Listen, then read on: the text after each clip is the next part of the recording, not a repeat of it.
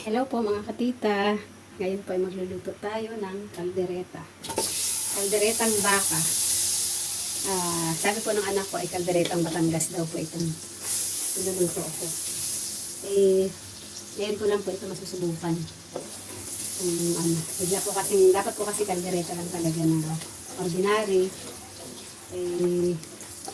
Biglang nag-request yung anak ko na gayahin ko na lang daw po yung napanood niya. Kaya ayan. I-try ko natin. Bali, nagtunaw na po ako ng butter. Ayan. Hindi ko po alam kung gaano karami yan. Basta tantsahan na lang po. At ito po, bawang. Isahin natin ang bawang.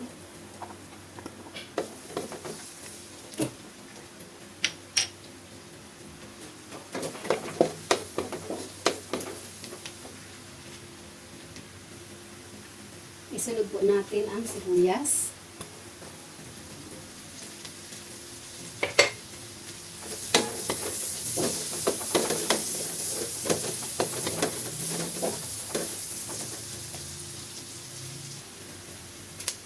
Isunod po natin ang sili para maanghang po ang ating kaldereta.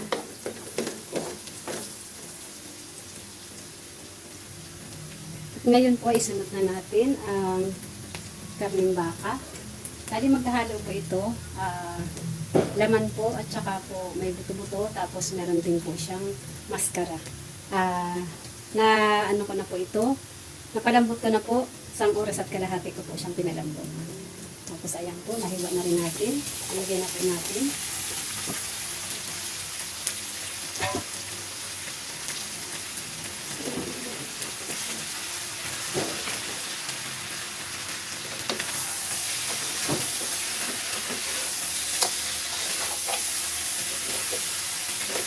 Ngayon po ay lagyan natin ng sabaw.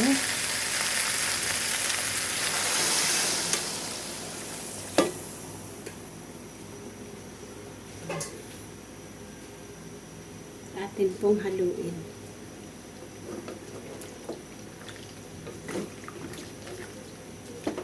Tansya-tansya lang po itong pagsasabaw natin. Lagyan po natin ang pampalasa. Napapatingin daw sa mga sexy.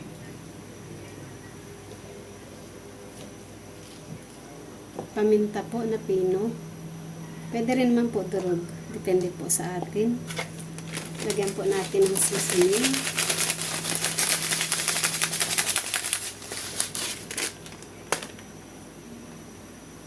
Lagyan din po natin ng asin.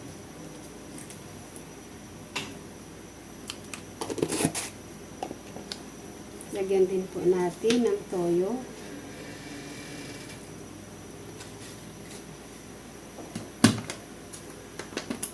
Lagyan din po natin ng oyster sauce.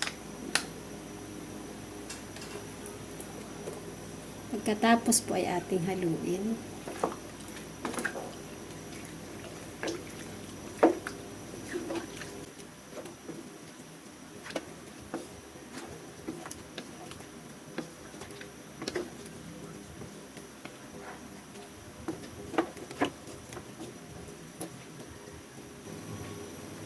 Saka po ating takpan at pakuluin.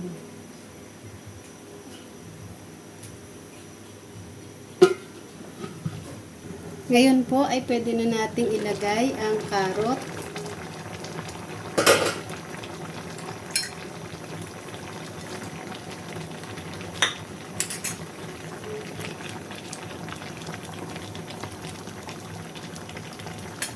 Takpan po muna natin. Ngayon po, ilagay na natin ang siling makopa at ang ating patatas.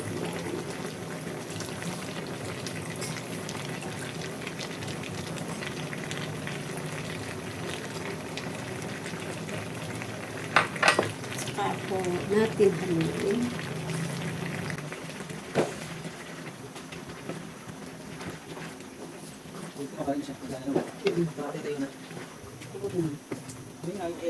Ngayon po ay ilalagay na natin ang tomato sauce.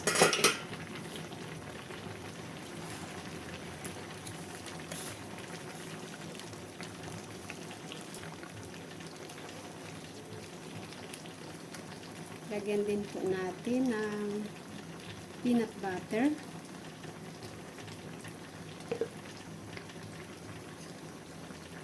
Pinaka-last po ay ang ating liver spread.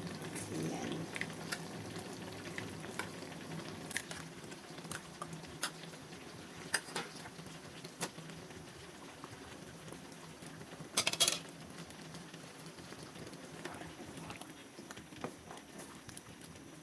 Ngayon ko lang po itong subukan magluto ng request ng anak ko. Nakita niya po kasi kanina sa sa reels po yata yun. Nagawin ko daw po yung nakita niya. Pero yung nakita niya naman po ay pork caldereta po. At gusto niya daw pong subukan dito sa karneng baka, kung anong lasa. Haluin lang po natin mabuti. Sa tingin ko nga po ay parang kulang ang tomato sauce. Kailangan po natin mahalo siya mabuti para magpantay po ang lasa.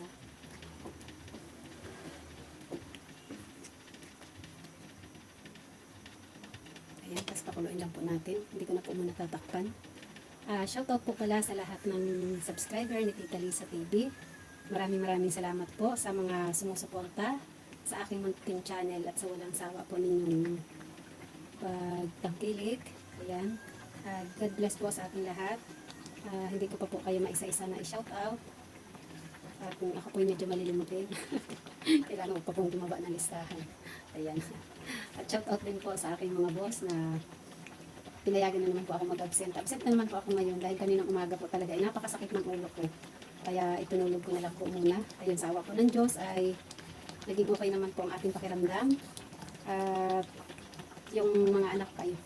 Tapos yung anak ko po at saka po yung kanyang sweetheart ay dumating at pinagluto po ako nitong itong kaldereta na ito.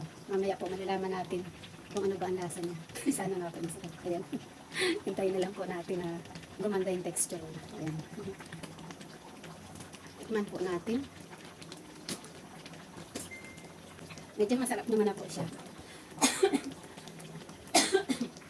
medyo na ano lang po ako sa anghang. Ayan. Pwede dagdagan po natin sa tingin ko po ay kulang ang tomato sauce, kaya magdadagdag po tayo ng isang piraso. Tapos magdagdag din po tayo ng isang kutsarang peanut butter.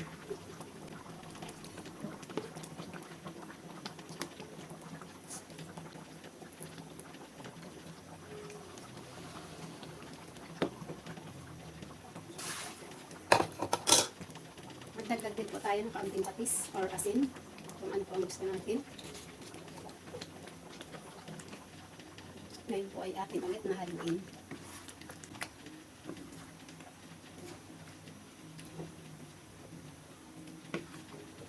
Sa totoo lang po, hindi pa ako mahilig magluto. Mahilig lang pa ako kumain. Mas masarap ko kasi ang kumain eh. Pero sabi ko nga po dati, kapag may pamilya po tayo, matututo po talaga tayong magluto at mapipilitan tayong magluto. Ayun. Bali, i-share ko lang po yung kaunti kong nalalaman sa pagluluto. Ayan. Kunti lang naman po ang alam ko sa pagluluto. Mga simpleng lang po. Mga simpleng luto lang. Ayan.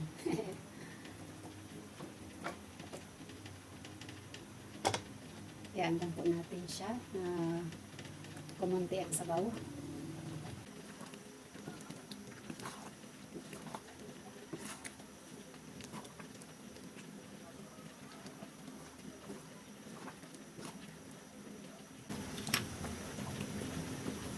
Tikman po natin.